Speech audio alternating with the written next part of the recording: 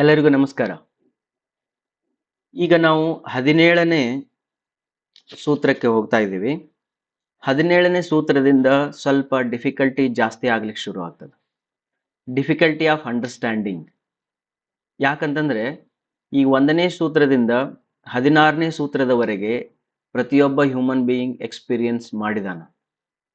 ಇನ್ನು ಮುಂದಿನ ಸೂತ್ರಗಳೇನಿದಾವಲ್ಲ ಅವುಗಳನ್ನ ಎಕ್ಸ್ಪೀರಿಯನ್ಸ್ ಮಾಡಿದವರಿಗೆ ಇದು ಸ್ವಲ್ಪ ಚೆನ್ನಾಗಿ ಅರ್ಥ ಆಗ್ತದೆ. ಇಲ್ಲ ಅಂತಂದ್ರೆ ಏನಾಗ್ತದೆ ಅಂದ್ರೆ ನಿಮ್ಗ ಹೆಂಗ್ ಹೇಳ್ಬೇಕಂದ್ರ ಎಕ್ಸ್ಪೀರಿಯನ್ಸ್ ಇರಂಗಿಲ್ಲ ಬಟ್ ನಾಲೆಜ್ ಇರ್ತದ. ಎಕ್ಸ್ಪೀರಿಯನ್ಸ್ ಇರಂಗಿಲ್ಲ ಬಟ್ ನಾಲೆಜ್ ಇರ್ತದ. ನಾಲೆಜ್ಗೂ ಎಕ್ಸ್ಪೀರಿಯನ್ಸಿಗೂ ಒಂದು ಸ್ವಲ್ಪ ಕರೆಕ್ಟಾಗಿ ಅರ್ಥ ಮಾಡ್ಕೊಳ್ಳೋಣ. ನಾಲೆಜ್ ಅಂತಂದ್ರ ನಾ ಹೇಳಿದ ತಕ್ಷಣ ನೀವು ಹೌದ್ರಿ ಹೌದ್ರಿ ಹೌದ್ರಿ ಹೌದ್ರಿ ಅಂತೀರಿ. ಎಕ್ಸ್ಪೀರಿಯನ್ಸ್ ಅಂತಂದ್ರ ನೀವಾಗೇನ್ ಅದನ್ನ ನೋಡಿರ್ಬೇಕು. ಫಾರ್ ಎಕ್ಸಾಂಪಲ್ ಗ್ಯಾಲಾಕ್ಸಿ ಅದಲ್ಲ, ಎಷ್ಟು ದೂರ ಅದ ಇಲ್ಲಿಂದ ಗ್ಯಾಲಾಕ್ಸಿ? ಹೋಗ್ಲಿ, ಮಂಗಳ ಗ್ರಹ ಅದ, ಭೂಮಿ ಅದ, ಅದೇ ಸಾರಿ ಚಂದ್ರಮ ಅದ. ಓಕೆ, ನಮ್ಮೆಲ್ಲರಿಗೂ ಚಂದ್ರಮ, ಮಂಗಳ ಗ್ರಹ, 9 ಗ್ರಹಗಳು, ಸೂರ್ಯ ಇವುಗಳದು ನಾಲೆಜ್ ಅದ. ಸೂರ್ಯನಲ್ಲಿ ಎಷ್ಟೋ ಪಟ್ಟು ಟೆಂಪರೇಚರ್ ಅದ, ಡಿಗ್ರಿ ಸೆಲ್ಸಿಯಸ್ ಟೆಂಪರೇಚರ್ ಅದ.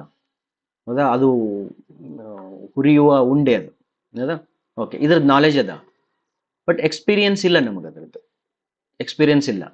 ನಾನು ನಿಮ್ಗೆ ಏನಾದರೂ ಹೇಳಿದೆ ಅಂತ ತಿಳ್ಕೊಳ್ರಿ, ಸೂರ್ಯ ಮಿಡಲ್ ಇದನ್ನ 9 ಗ್ರಹಗಳು ಸುತ್ತಾ ಇದಾವ ಅಂತ ಹೇಳಿದ್ರ ಎಲ್ಲರೂ ತಲೆ ಹಾಕ್ತೀವಿ, ಹೌದು ಇರ್ಬೋದು ಇರ್ಬೋದು ಇರ್ಬೋದು ಅಂತ.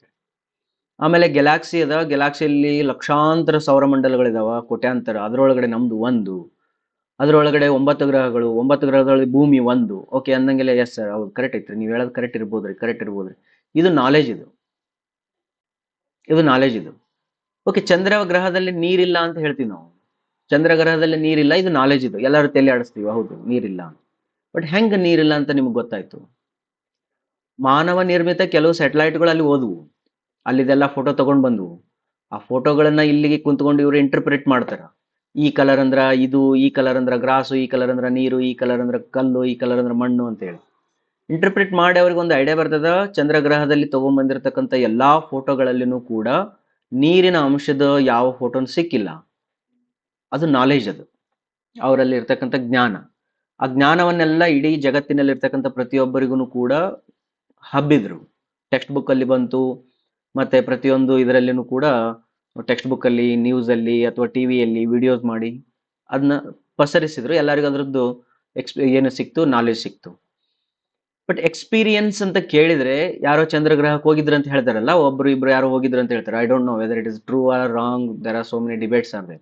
ಡೋಂಟ್ ವರಿ, ಯಾರಾದ್ರೂ ಒಬ್ಬ ಚಂದ್ರಗ್ರಹದಲ್ಲಿ ಇಳಿದು ಅಲ್ಲಿ ಮಣ್ಣನ್ನ ಮುಟ್ಟಿ ಅಲ್ಲಿ ವಾತಾವರಣದಲ್ಲಿ ಒಂದ್ ಸ್ವಲ್ಪ ದಿನ ಇದ್ದು ವಾಪಸ್ ಬಂದಿದ್ದ ಅಂದ್ರ ಇಡೀ ಜಗತ್ತಲ್ಲಿ 800 ಕೋಟಿ ಮನುಷ್ಯರಲ್ಲಿ ಚಂದ್ರ ಉಪಗ್ರಹದ ಅನುಭವ ಕೇವಲ ಆ ಮನುಷ್ಯನಿಗೆ ಮಾತ್ರ ಇರ್ತದ.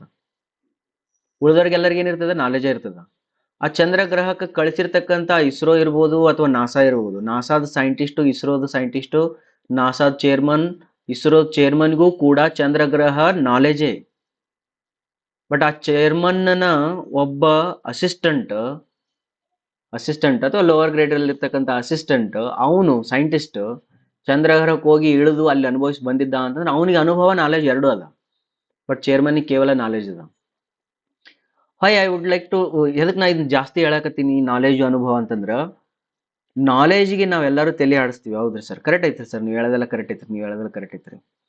ಬಟ್ ಎಕ್ಸ್ಪೀರಿಯನ್ಸ್ ಅಂತ ಅಂದಾಗ ಅದು ಎಕ್ಸ್ಪೀರಿಯನ್ಸ್ ಮಾಡಿದವ್ರು ಹೇಳ್ತಾರ, ಅವ್ರಿಗೆ ಹೇಳುವ ಶೈಲಿಯಲ್ಲಿ ಅದು ನಾಲೆಜ್ ಆಗ್ತದೆ. ಫಾರ್ ಎಕ್ಸಾಂಪಲ್, ಇದನ್ನ ಯಾಕೆ ಇಷ್ಟು ಕಷ್ಟಪಟ್ಟು ಹೇಳಕತ್ತೀನಿ ಅಂದ್ರ, ಸಮಾಧಿ ಏನೈತಲ್ಲ, ಅನುಭವಿಸಿದವರಿಗೆ ಇದು ಅನುಭವ, ಅನುಭವಿಸಲಾರ್ದವ್ರಿಗೆ ಇದು ನಾಲೆಜ್. ಅರ್ಥಾಯ್ತಾ? ಓಕೆ, ಹಿಂದ್ಗಡೆ ಚಿತ್ತದಲ್ಲಿ ವೃತ್ತಿಗಳಿದ್ವಲ್ಲ, ಯಾವ್ಯಾವ ಪ್ರಮಾಣ, ವಿಪರ್ಯಾಯ, ನಿದ್ರಾ, ಅವೆಲ್ಲ ಇದ್ವು. ಓಕೆ, ಒಂದು ಎಕ್ಸಾಂಪಲ್ ತಗೊಳ್ಳಿ. ನಿದ್ರೆ ಅಂದ್ರೆ ಏನ್ರಿ ಅಂತ ಕೇಳಿದ ತಕ್ಷಣ ಪ್ರತಿಯೊಬ್ಬರಿಗೂ ಗೊತ್ತದ ನಿದ್ರೆ ಅಂದ್ರೆ ಏನಂತ ಹೇಳಿ, ಬಿಕಾಸ್ ಎಲ್ಲರೂ ಅದನ್ನ ಅನುಭವಿಸ್ಯಾರ.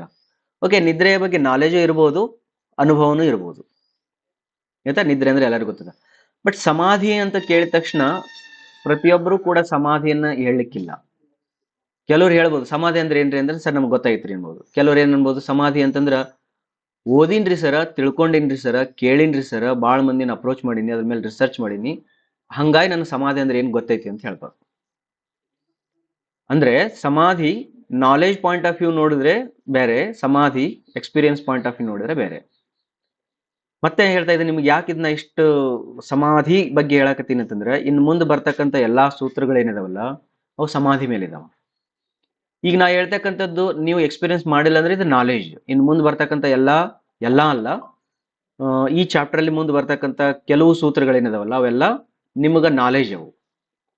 ಬಟ್ ಆ ನಾಲೆಜ್ ಜೊತೆಗೆ ಅದನ್ನ ನಿಮಗೆ ಎಕ್ಸ್ಪೀರಿಯನ್ಸ್ನು ಕೊಡ್ಬೇಕಂತ ನನ್ನ ಒಂದು ಆಸೆ ಅದ.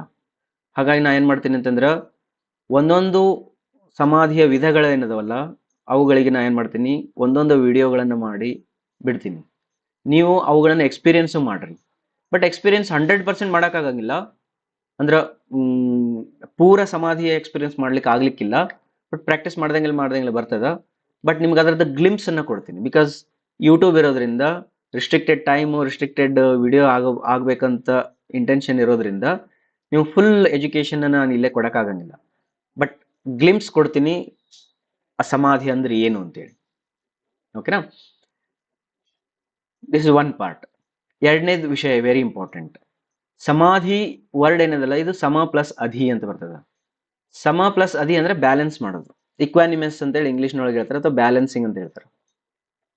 ಏನ್ ಬ್ಯಾಲೆನ್ಸ್ ಮಾಡ್ಬೇಕಂತಂದ್ರ, ನಮ್ಮ ಹಿಂದಿನ ಫಾರ್ಮುಲಾದಲ್ಲಿ ಕ್ಲಿಷ್ಟ ಅಕ್ಲಿಷ್ಟ ಅಂತ ಹೇಳಿದ್ರು. ಪ್ರಮಾಣ, ವಿಪರ್ಯಾಯ ಮತ್ತು ಪ್ರಮಾಣ, ವಿಪರ್ಯಾಯ, ನಿದ್ರಾ, ಸ್ಮೃತಿ ಅವೇನಿದಾವಲ್ಲ 5 ವೃತ್ತಿಗಳು, ಆ 5 ವೃತ್ತಿಗಳು ಕ್ಲಿಷ್ಟ ಮತ್ತು ಅಕ್ಲಿಷ್ಟ ಅಂತ ಹೇಳಿದಾರೆ. ಅಂದ್ರೆ ಒಳ್ಳೆವೂ ಅದಾವ, ಕೆಟ್ಟವೂ ಅದಾವ ಅಂತ ಹೇಳಿದಾರೆ. ಬಟ್ ಸಮಾಧಿ ಹಂಗಲ್ಲ. ಸಮಾಧಿ ಏನಂತಂದ್ರ, ಒಳ್ಳೆವು ಕೆಟ್ಟವನ್ನ ಬ್ಯಾಲೆನ್ಸ್ ಮಾಡ್ಬೇಕು. ಆ ಎರಡನ್ನು ಬ್ಯಾಲೆನ್ಸ್ ಮಾಡಿದಾಗ ಪಾಸಿಟಿವ್ ನೆಗೆಟಿವ್ ಎರಡು ತಮ್ಮಷ್ಟು ತಾವು ಜಗಳಾಡಿ ಅಲ್ಲಿ ನ್ಯೂಟ್ರಾಲಿಟಿನ ತರ್ತಾವ. ಈ ಅಂಡರ್ಸ್ಟ್ಯಾಂಡಿಂಗ್ ನಿಮ್ಗೆ ಎಲ್ಲೂ ಸಿಗಂಗಿಲ್ಲ. ಪಾಸಿಟಿವಿಟಿ ಮತ್ತು ನೆಗೆಟಿವಿಟಿ ಎರಡು ಅಂದ್ರೆ ಒಂದು ಥಾಟ್ ಅದ, ಒಂದು ಅಂಶ ಅದ, ಅದರದ್ದು ಪಾಸಿಟಿವ್ನು ಗೊತ್ತದ, ನೆಗೆಟಿವ್ನು ಗೊತ್ತದ. ಬಟ್ ಅವು ಎರಡೂ ಕಂಟೆಂಟ್ಗಳು ಈಕ್ವಲಿ ನಿಮ್ ತಲೆಯೊಳಗಿದ್ದಾಗ ಅವೆರಡು ಏನಾಗ್ತಾವ, ತನ್ನಷ್ಟು ತಾನ ಜಗಳಾಡಿ ನ್ಯೂಟ್ರಾಲಿಟಿನ ತರ್ತಾವ. ಈ ನ್ಯೂಟ್ರಾಲಿಟಿ ತರಬೇಕಾಗಿರ್ತಕ್ಕಂಥದ್ದೇನದು, ಎರಡು ಜಗಳಾಡಿದ್ನಲ್ಲ, ಅದಕ್ಕೊಂದು ಬೆಸ್ಟ್ ಒಂದು ಎಕ್ಸಾಂಪಲ್ ಹೇಳ್ತೀನಿ ನಿಮಗೆ. ಏನಂತಂದ್ರೆ, ಈಗ ಒಂದು ರೀಸೆಂಟ್ ಒಂದು ಯಾವ್ದಾರ ಒಂದು ಟಾಪಿಕ್ ತಗೊಳ್ಳೋಣ. ಒಂದು ಟಾಪಿಕ್ ತಗೊಂಡು ನಾನು ನಿಮಗೆ ಎಕ್ಸ್ಪ್ಲೈನ್ ಮಾಡ್ಲಿಕ್ಕೆ ಶುರು ಮಾಡ್ತೀನಿ. ನ್ಯೂಟನ್ ಒಬ್ಬ ವ್ಯಕ್ತಿ. ಓಕೆ, ನ್ಯೂಟನ್ ಅಂತಕ್ಕಂಥ ವ್ಯಕ್ತಿ ಏನಿದಾನಲ್ಲ, ಅವನ ಬಗ್ಗೆ ನಿಮ್ಮಲ್ಲಿ ಒಂದಿಷ್ಟು ಇನ್ಫಾರ್ಮೇಶನ್ಸ್ ಇರ್ತಾವ. ಅವ ಒಳ್ಳೆಯವನ? ಹೌದು. ಅವ ಲೈಟ್ ಕಂಡಿಡಿದ, ಲೈಟ್ ಅಲ್ಲಿ ಇರ್ತಕ್ಕಂಥ ಬಣ್ಣಗಳು ಇವು, ಮತ್ತೆ ಕ್ಯಾಲ್ಕುಲಸ್ ಕಂಡಿಡಿದ, ಇವೆಲ್ಲವನ್ನೂ ನಾವು ಕೇಳಿದಾಗ ನ್ಯೂಟನ್ ಒಬ್ಬ ಗ್ರೇಟ್ ವ್ಯಕ್ತಿ ಆಗ್ತಾನ. ಹೌದಾ? ಅವ್ರ ತಲೆಯೊಳಗೆ ಏನಿರ್ತದ, ನ್ಯೂಟನ್. ಚಿಕ್ಕ ಮಕ್ಕಳಿಗೆ ಹೋಗಿ ಕೇಳ್ರಿ ನೀವು ಏನ್ ದೊಡ್ಡರಾದ್ಮೇಲೆ ಏನಾಗುತ್ತೆ, ನ್ಯೂಟನ್ ಅನ್ನೋದು ಒಂಥರ ಹೀರೋ. ಅವನಲ್ಲಿ ಇರ್ತಕ್ಕಂಥ ಪಾಸಿಟಿವ್ ತುಂಬಿಬಿಟ್ಟದವೆ. ಎಲ್ಲಾ ನ್ಯೂಟನ್ನಲ್ಲಿ ಇರ್ತಕ್ಕಂಥ ಎಲ್ಲಾ ಪಾಸಿಟಿವ್ ಮೈಂಡ್ ಸೆಟ್ಗಳು ತುಂಬಿಟ್ಟಿರ್ತಾವೆ. Newton is a great thing. ಅವ ಬಂದಿದ್ರಿಂದ ಫಿಸಿಕ್ಸ್ ಎವಲ್ಯೂಷನ್ ಆಗ್ಯದ. ನ್ಯೂಟನ್ ಹಂಗೆ ಹಿಂಗೆ ಅಂತೇಳಿ ಎಲ್ಲ ತುಂಬಿಬಿಟ್ಟದ. ಒಂದ್ ಕಡೆ ತುಂಬಿದಾಗ ನಮ್ ತಲೆ ಒಂದ್ ಕಡೆ ಬಾಗಿರ್ತದ. ಒಂದ್ ಕಡೆ ಬಾಗಿದಾಗ ನಿಮಗೆ ಸಮಾಧಿ ಸಿಗಂಗಿಲ್ಲ. ಬಿಕಾಸ್ ನೀವು ಒಂದನ್ನ ಅಪ್ರಿಶಿಯೇಟ್ ಮಾಡ್ತಾ ಇದ್ರಿ. ಒಳ್ಳೇದ ಕೆಟ್ಟದ I don't worry about that. ನಿಮ್ ತಲೆ ಒಂದ್ ಕಡೆ ಬಾಗ್ಯದ. ಬಟ್ ಸ್ವಲ್ಪ ದೊಡ್ಡವರಾದಂಗಿಲ್ಲ ಗೊತ್ತಾಗ್ತದ, ನ್ಯೂಟನ್ ಅಷ್ಟು ಒಳ್ಳೆಯವೇನಿದ್ದಿಲ್ಲ, ಅವನು ಕೆಟ್ಟವಿದ್ದ. ಬೇರೆ ಯಾರ್ಯಾರ್ದೋ ಕಂಡಿಡಿದಿದ್ದನ್ನ ತಗೊಂಡ್ ಬಂದು ತನ್ನ ಹೆಸರು ಹಾಕೊಂಡ. ಆಮೇಲೆ ದೊಡ್ಡವನ ಆದಂಗೆಲ್ಲ ಬಹಳ ಸೈಂಟಿಸ್ಟ್ಗಳನ್ನ ಬೆಳಿಲಿಕ್ಕೆ ಬಿಡ್ಲಿಲ್ಲ, ಬಹಳ ಕೆಟ್ಟವಿದ್ದ, ಹಂಗ ಹಿಂಗ ಅಂತೇಳಿ ನಿಮ್ಮನ್ನ ಪಾಸಿಟಿವ್ ಥಾಟ್ಸ್ಗಳು ಮತ್ತು ನೆಗೆಟಿವ್ ಥಾಟ್ಸ್ಗಳು ಏನಾಗ್ಯಾವ, ಅವೆರಡೂ ಕುಂತ್ಕೊಂಡವ. ಅಂದ್ರೆ ನಿಮಗೆ ನ್ಯೂಟನ್ ಬಗ್ಗೆ ಪಾಸಿಟಿವ್ನು ಗೊತ್ತದ, 100% ಪಾಸಿಟಿವ್ನು ಗೊತ್ತದ. ನ್ಯೂಟನ್ ಬಗ್ಗೆ 100% ನೆಗೆಟಿವ್ನು ಗೊತ್ತದ. ಎರಡನ್ನೂ ನೋಡಿದಾಗ ನಿಮ್ಮಲ್ಲಿ ಒಂದು ಬ್ಯಾಲೆನ್ಸ್ ಕ್ರಿಯೇಟ್ ಆಗ್ಯದ. ಅವಾಗ ನಿಮ್ಮ ಎದುರಿಗೆ ನಿಮಗೊಂದು ಮೈಕ್ ಕೊಡ್ತೀನಿ ನಾವು, ಎರಡು ಕರೆಕ್ಟ್ ತಿಳ್ಕೊಂಡಾಗ. ಸರ್, ನ್ಯೂಟನ್ ಒಳ್ಳೆ ಮನುಷ್ಯನೋ ಕೆಟ್ಟ ಮನುಷ್ಯನೋ ಅಂತ ನಿಮಗೊಂದು ಮೈಕ್ ಕೊಟ್ಟಾಗ ನೀವು ಕೇವಲ ನಗ್ತೀರಿ. ನೀವು ಏನೂ ಹೇಳಂಗಿಲ್ಲ, ಅವ ಕೆಟ್ಟವಂತನೂ ಹೇಳಂಗಿಲ್ಲ, ಒಳ್ಳೆವಂತನೂ ಹೇಳಂಗಿಲ್ಲ. ಬಿಕಾಸ್ ಅವನು ಎರಡರಲ್ಲೂ ನಿಮ್ಮಲ್ಲಿ ಇರ್ತಕ್ಕಂಥ ಇನ್ಫಾರ್ಮೇಶನ್ಸ್ ಅವನ ಬಗ್ಗೆ ಮಾತಾಡಕತ್ತಿಲ್ಲ ನಾನು. Whether the Newton is right or wrong I don't know. ನಾವು ಯೋಚನೆ ಮಾಡೋಣ, ನನ್ನಲ್ಲಿ ಇಷ್ಟು ವಿಚಾರಗಳು ಅವನ ಬಗ್ಗೆ ಪಾಸಿಟಿವ್ ಇದಾವ, ಅಷ್ಟೇ ಕ್ವಾಂಟಿಟಿ ಒಳಗಡೆ ನನ್ನಲ್ಲಿ ಅವನ ಬಗ್ಗೆ ನೆಗೆಟಿವ್ ಅದಾವ ಅಂದಾಗ ನಾನು ಅವನ ಬಗ್ಗೆ ಮಾತಾಡಂಗೇ ಇಲ್ಲ. ಯಾಕೆ ಮಾತಾಡಂಗಿಲ್ಲ? ಬಿಕಾಸ್ ನನ್ನ ಮನಸ್ಸು ಶಾಂತ ಆಗ್ಯದ. ಫಸ್ಟಿಗೆ ನ್ಯೂಟನ್ ಅಂದ ತಕ್ಷಣ ನನಗೆ ಖುಷಿ ಆಗ್ತಿತ್ತು. ಏನ್ ಗ್ರೇಟ್ ಸೋಲ್ ರೀ, ಭೂಮಿ ಮೇಲೆ ದೇವ್ರ ಇದ್ದಂಗ್ರಿ ನ್ಯೂಟನ್. ಅವಾಗ ಫುಲ್ ಎಕ್ಸೈಟ್ಮೆಂಟ್ ಬರ್ತಿತ್ತು, ಹ್ಯಾಪಿನೆಸ್ ಬರ್ತಿತ್ತು, ರೋಮಾಂಚನ ಆಗ್ತಿತ್ತು, ನಾನು ನ್ಯೂಟನ್ ಆಗ್ಬೇಕಂತೇಳಿ. ಬಟ್ ನೆಗೆಟಿವ್ಸ್ ಅನ್ನ ನೋಡಿರ್ತಕ್ಕಂಥ ಒಬ್ಬ ವ್ಯಕ್ತಿ ಇದ್ದ ಅಂತ ತಿಳ್ಕೊಳ್ರಿ. ಅವನು ನೆಗೆಟಿವ್ಸ್ ಅನ್ನ ನೋಡಿದ್ದ ನ್ಯೂಟನ್ ಬಗ್ಗೆ ಅಂದ್ರೆ, ನ್ಯೂಟನ್ ಒಂಥರ ವೇಸ್ಟ್ ಫೆಲೋ ರೀ ಸರ್, ಅಂತ ಸೈಂಟಿಸ್ಟ್ ಈ ಜಗತ್ನಾಗ ಇರಬಾರ್ದ್ರಿ, ಅಷ್ಟು ಕೆಟ್ಟವಿದ್ನ ರೀ ನ್ಯೂಟನ್ ಅಂತ ಅವ್ರು ಹೇಳ್ತಾರೆ. ಬಟ್ ಎರಡನ್ನೂ ಈಕ್ವಲ್ ಕ್ವಾಂಟಿಟಿ ಒಳಗೆ ತಿಳ್ಕೊಂಡಿರ್ತಕ್ಕಂಥ ವ್ಯಕ್ತಿ ಯಾರಾದ್ರೂ ನ್ಯೂಟನ್ ಅಂತೇಳಿ ಎದುರಿಗೆ ಒಂದು ಫೋಟೋ ಬಂತು, ಏನಾರ ಹೋಯ್ತು ಅಂತಂದ್ರ, ಅವಾಗ ನಿಮ್ಮ ಮನ್ಸು ಏನಾಗ್ತದೆ ಅಂದ್ರೆ ಶಾಂತ ಇರ್ತದ. Because you know everything. ನಿಮ್ಗೆ ಪಾಸಿಟಿವ್ನು ಗೊತ್ತದ, ನೆಗೆಟಿವ್ನು ಗೊತ್ತದ ಅಂದ್ಮೇಲೆ ದ್ವೇಷನೂ ಇಲ್ಲ ಮತ್ತೆ ರಾಗನೂ ಇಲ್ಲ. ಈ ಸ್ಥಿತಿಯನ್ನ ಸಮಾಧಿ ಅಂತ ಕರೀತಾರೆ. ಹೇಳಿದ ಸಮಾಧಿ ಬಹಳ ಚೆನ್ನಾಗಿರ್ತದ. ಮದುವೆ ಆದ್ಮೇಲೆ ಫಸ್ಟ್ ಒಂದಿಷ್ಟು ದಿನ ಜಗಳ ಆಡ್ತಾರ ಗಂಡ ಹೆಂಡತಿ. ಬಿಕಾಸ್ ಫಸ್ಟ್ ಒಂದಿಷ್ಟು ದಿನ ಪ್ರೀತಿ ಇರ್ತದ, ಯಾಕಂದ್ರೆ only positive side of the ಗಂಡನ್ ನೋಡಿರ್ತಾರ ಅಥವಾ ಪಾಸಿಟಿವ್ ಸೈಡ್ ಆಫ್ ದ ಹೆಂಡತಿ ನೋಡಿರ್ತಾರ. ಬಹಳ ಪ್ರೀತಿ ಇರ್ತದ. ಸ್ವಲ್ಪ ದಿನ ಆದ್ಮೇಲೆ ಅವ್ರಿಬ್ಬರದು ನೆಗೆಟಿವ್ ಸೈಡ್ ನೋಡಕ್ ಶುರು ಮಾಡ್ತಾರ, ಜಗಳ ಆಡ್ಲಿಕ್ಕೆ ಶುರು ಮಾಡ್ತಾರ. ಇನ್ನೂ ಸ್ವಲ್ಪ ದಿನ ಆದ್ಮೇಲೆ ಮುದುಕರಾದ್ಮೇಲೆ ಏನಾಗ್ತಾವ, ಅವ್ರು ಇಬ್ಬರದು ಪಾಸಿಟಿವ್ನು ನೋಡಿರಿ ನೆಗೆಟಿವ್ನು ನೋಡಿರಿ ಅಂದ್ಮೇಲೆ ಸಮಾಧಿ ಬಂದ್ಬಿಡ್ತದ. ಜಗಳ ಆಡಂಗಿಲ್ಲ. ಈಗ ಹೆಂಗೈತೆ ಹಂಗ ಅಡ್ಜಸ್ಟ್ ಮಾಡ್ಕೊಂಡು ಹೋಗೋದು. ಈ ಜಗತ್ತನು ಹಂಗೆ ಇರ್ತದ. ಯಾವ್ದೋ ಕಂಪ್ನಿಗೆ ಜಾಯ್ನ್ ಆಗಿರ್ತೀರಿ, ಆ ಕಂಪ್ನಿ ಒಳಗನು ಒಬ್ಬ ಕೆಲವು ಬಾಸಸ್ ಇರ್ತಾರ, ಭಾಳ ಚಲೋ ಅನಿಸ್ತಾರ. ಬಿಕಾಸ್ ನಿಮ್ಮನ್ನ ಇಂಟರ್ವ್ಯೂ ಒಳಗೆ ಸೆಲೆಕ್ಟ್ ಮಾಡ್ಕೊಂಡು ಒಳಗೆ ತಗೊಂಡಾರ, ಭಾಳ ಚಲೋ ಅನಿಸ್ತಾರ. ಬರ್ತಾ ಬರ್ತಾ ಗೊತ್ತಾಗ್ತದ ಈ ಬಾಸ್ ಭಾಳ ಕೆಟ್ಟವದನ ಅಂತೇಳಿ. ಅವ್ ನಿಮ್ನ ಯಾಕೆ ತಗೊಂಡನ ಅಂತಂದ್ರೆ, ಬಿಕಾಸ್ ನೀನ್ ಭಾಳ ಶಾಣೆ ಅದೇ ಅಂತ ತಗೊಂಡನ. ಅವ್ ಕೆಟ್ಟ ಒಂದು ಅವ್ನ ಮುಖ ಇನ್ನೊಂದ್ ಮುಖ ಗೊತ್ತಾಗ್ಲಿಕ್ಕೆ ಶುರು ಆಗ್ತದ. ಬರ್ತಾ ಬರ್ತಾ ಬರ್ತಾ ಬರ್ತಾ ಎಟ್ ರಿಟೈರ್ಮೆಂಟ್ ಟೈಮ್ ಒಳಗೆ ರಿಟೈರ್ಡ್ ಆದ್ಮೇಲೆ ಅವ್ನ ಪೊಸಿಷನ್ ಮೇಲೆ ಕುಂದಿರ್ಸಿದ ಮೇಲೆ, ಅಲ್ಲೆಲ್ಲ ರಿಟೈರ್ಮೆಂಟ್ ಚೇರ್ ಮೇಲೆ ಕುಂದಿರಿಸಿದಾಗ ಅವನ ಬಗ್ಗೆ ಮಾತಾಡು ಅಂತ ಹೇಳಿದಾಗ, ನೀವು ಪಾಸಿಟಿವ್ನು ಮಾತಾಡ್ತೀರಿ ನೆಗೆಟಿವ್ನು ಮಾತಾಡ್ತೀರಿ. ಆ ಬಾಸ್ ಮೇಲೆ ನಿಮಗೆ ದ್ವೇಷನೂ ಇರಲ್ಲ, ರಾಗನೂ ಇರಲ್ಲ, ಪ್ರೀತಿನೂ ಇರಲ್ಲ, ದ್ವೇಷನೂ ಇರಲ್ಲ. ಆ ಒಂದು ಸ್ಥಿತಿ ಬರ್ತದ. ಶರೀರನು ಹಂಗೆ. ಶರೀರನು ವೇಸ್ಟ್, ಇದು ಮಣ್ಣಿಂದ ಕಾಯ, ಇದು ಶರೀರ ನಂಬಬಾರ್ದು, ಇದೇ ನಮ್ಮನ್ನ ಹಿಂಗ ಶರೀರನ ತ್ಯಜಿಸ್ತೀವಿ, ಶರೀರನ ಅಪ್ರಿಶಿಯೇಟ್ ಮಾಡ್ತೀವಿ. ಒಂದ್ ಸ್ಥಿತಿ ಬರ್ತದ, ಸಮಾಧಿ. ಈ ವಿಡಿಯೋದಲ್ಲಿ ನಾವು ಏನ್ ತಿಳ್ಕೊಂಡ್ವಿ ಅಂತಂದ್ರ, ನಾವು ಸಮಾಧಸ್ಥರ ಆಗ್ಬೇಕು. ಸಮಾಧಿ ಅಂತಂದ್ರೆ ಸಮ ಇರ್ಬೇಕು ನಮ್ಮ ಚಿತ್ತ. ಜಾಸ್ತಿ ಒಂದ್ ಕಡೆಗೂ ವಾಲ್ಬಾರ್ದು, ಜಾಸ್ತಿ ನೆಗೆಟಿವ್ ಕಡೆಗೂ ವಾಲ್ಬಾರ್ದು. ಎರಡಕ್ಕೂ ಕೂಡ ಸ್ಟ್ಯಾಗ್ನೆಂಟ್ ಆಗಿರ್ಬೇಕು. ಎರಡೂ ಕೂಡ ಕರೆಕ್ಟ್ ಆಗಿ ಸ್ಟ್ಯಾಗ್ನೆಂಟ್ ಆಗಿ ಮಾಡ್ಕೊಳ್ಬೇಕಂದ್ರ ಸಮಾಧಿಯನ್ನ ಹೆಂಗ್ ಅಚೀವ್ ಮಾಡಬೇಕು ಅನ್ನೋದನ್ನ ಪತಂಜಲಿಯವರು ಮುಂದ್ಗಡೆ ಒಂದು ಐ ಥಿಂಕ್ 8, 10, 15 ದಾರಿಗಳನ್ನು ಹೇಳ್ಕೊಡ್ತಾರ. ಅದಾದ್ಮೇಲೆ ಇನ್ನೂ ಕೆಲವು ದಾರಿಗಳದಾವ, ಬಹಳಷ್ಟು ಅದಾವ ಮುಂದೆಲ್ಲ. ಬಿಕಾಸ್ ಈ ಚಾಪ್ಟರ್ ಹೆಸರನ್ನ ಸಮಾಧಿ ಪಾದ. ಈ ಚಾಪ್ಟರ್ ಅಲ್ಲಿ ಮುಂದೆ ಬರ್ತಕ್ಕಂಥ ಎಲ್ಲಾ ಶ್ಲೋಕಗಳನ್ನು ಕೂಡ, ಎಲ್ಲಾ ಸೂತ್ರಗಳು ಕೂಡ ಹೌ ಟು ಅಚೀವ್ ದಟ್ ಇಕ್ವಾನಿಮಸ್. ರಾಗನೂ ಬೇಡ, ದ್ವೇಷನೂ ಬೇಡ, ಇಷ್ಟನೂ ಬೇಡ, ಪ್ರೀತಿನೂ ಬೇಡ, ಏನು ಬೇಡ, ಏನದು ದುಃಖನೂ ಬೇಡ, ಸುಖನೂ ಬೇಡ. ಅದಕ್ಕೆ ಭಗವದ್ಗೀತೆಯಲ್ಲೂ ಕೂಡ ಅದ ಬರ್ತದಲ್ಲ, ಸ್ಥಿತ ಪ್ರಜ್ಞನಾಗು. ದುಃಖ ಸುಖ ಎರಡನ್ನೂ, ನಿಂದಾ ಸ್ಮೃತಿ ಎರಡನ್ನೂ, ಹೊಗಳಿಕೆ ತೆಗಳಿಕೆ ಎರಡನ್ನೂ ಸಮದೃಷ್ಟಿಯಲ್ಲಿ ನೋಡು ಅಂದಾಗ ಅವನಿಗೇನ್ ಬರ್ತದ, ಸಮಾಧಿ ಸ್ಥಿತಿ ಬರ್ತದ. ಆ ಸಮಾಧಿ ಸ್ಥಿತಿಯನ್ನ ಅಚೀವ್ ಮಾಡೋದು ಹೆಂಗೆ ಅನ್ನೋದನ್ನ ಆಮೇಲೆ ಹೇಳೋಣ. ಬಟ್ ಸಮಾಧಿ ಸ್ಥಿತಿ ನಾವು ಆಲ್ರೆಡಿ ಎಕ್ಸ್ಪೀರಿಯನ್ಸ್ ಮಾಡಿಬಿಟ್ಟಿರ್ತೀವಿ. ನಾ ಹೇಳಿದ್ನಲ್ಲ ಈಗ ಆಲ್ರೆಡಿ ನ್ಯೂಟನ್ ಬಗ್ಗೆ ಹೇಳಿದೆ ನಾನು ನಿಮ್ಗೆ. ಹಂಗೆ ನಿಮ್ಮ ಮನೆ ಪಕ್ಕಕ್ಕೊಬ್ಬ ಇರ್ತಾನ ವ್ಯಕ್ತಿ, ಅವನ ಬಗ್ಗೆ ಬಹಳ ಪಾಸಿಟಿವ್ ಇರ್ತದ, ಅದಾದ್ಮೇಲೆ ಅವನ ಬಗ್ಗೆ ನೆಗೆಟಿವ್ ಬರ್ದಾಕತ್ತದ. ಈಗ ಅವನ ಬಗ್ಗೆ ಏನೂ ಬರಾಕತ್ತಿಲ್ಲ. ನಿಮ್ಮ ರಿಲೇಷನ್ಸ್ ಅದಾವ, ನಿಮ್ಮ ಜಾಬ್ ಅದಾವ, ನಿಮ್ಮ ಹ್ಯಾಬಿಟ್ಸ್ ಅದಾವ.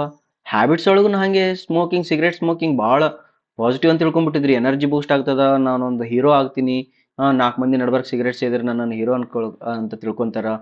ಗುಡ್ ಹ್ಯಾಬಿಟ್, ಯುವಕರಂದು ಮಾಡಬೇಕು. ಆಮೇಲೆ ಬರ್ತಾ ಬರ್ತಾ ಗೊತ್ತಾಗ್ತದೆ ನೆಗೆಟಿವ್ ಅದ ಅಂತೇಳಿ. ಅದಾದ್ಮೇಲೆ ಗೊತ್ತಾಗ್ಬಿಡ್ತದ ನ್ಯೂಟ್ರಲ್. ಏನಪ್ಪ 100 ವರ್ಷ ಏನ್ ತಿಂದುಂಡು ಸತ್ತೋಗ್ಬಿಡೋದು, ಸೇದಿದ್ರೇನ ಬಿಟ್ರೇನು ಬಂತಲ್ಲ, ಇದೇ ವರ್ಡ್, ಸೇದಿದ್ರೇನ ಬಿಟ್ರೇನು. ಇದು ಸಮಾಧಿ ಸ್ಥಿತಿ. ಹೇಳ್ತಾ ಸಮ ಅಧಿ. ಸಮ ಅಂತಂದ್ರ ಈಕ್ವಲ್, ಅಧಿ ಅಂತಂದ್ರ ಮನಸ್ಸು, ನಿನ್ನ ಮನಸ್ಸು ಸಮಸ್ಥಿತಿಯೊಳಗೆ ಬಂತಂದ್ರೆ ಅದಕ್ಕೆ ಸಮಾಧಿ ಅಂತಾರೆ. ಅದಕ್ಕೆ ವಯಸ್ಸಾದ್ಮೇಲೆ ಈ ಸಮಾಧಿ ಸ್ಥಿತಿ ಜಲ್ದಿ ಜಲ್ದಿ ಬರ್ಲಿಕ್ಕೆ ಶುರು ಆಗ್ತದೆ.